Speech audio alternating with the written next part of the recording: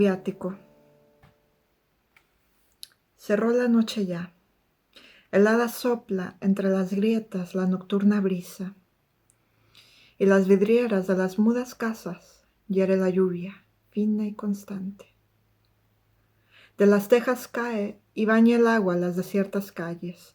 De los faroles se desprenden chispas, la luz rojiza. De muerte reina soledad y calma. Rápidos pasos de viajero ignoto a veces se oyen. Una sombra negra cruza ligera. Dulce un sonido a mis oídos viene, de campanilla que de lejos toca. Ya la conozco, ya se acerca y clara rompe el silencio. Y ya en el fondo de la calle miro cómo se acercan 2 a 2 las luces que llevan niños. Desplegada al frente se agita el viento, roja bandera. Más y más se acercan. Ya el canto se oye de dulzura, lleno del pueblo humilde, que devoto sigue al Dios de amores. Tras de los vidrios de las mudas casas, arde la llama de una débil vela. Junto a sus hijos, la piadosa madre ora en silencio.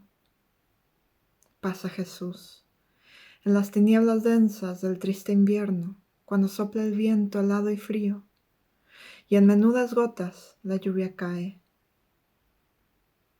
Al moribundo en la postrera lucha contra la muerte, presuroso acude, y fuerzas lleva al corazón que gime, padece y muere. Paréceme que vuela en torno suyo a los mortales ojos escondida, multitud de querubes que celebran al Dios que encubre, en pan blanco y pequeño, su grandeza. Pasó Jesús. En su triunfal carrera, un dulce aroma el aire denso llena, que inunda el alma. Qué hermosos sois, oh fe y doctrina santa de nuestra redención. Oh bondad sabia, que solo del amor esa locura crear pudiste. Ah, cuando toquen a su fin mis días, y entre amargura de mortal congoja triste me agite, y me aparezca sombra, sueño, el pasado.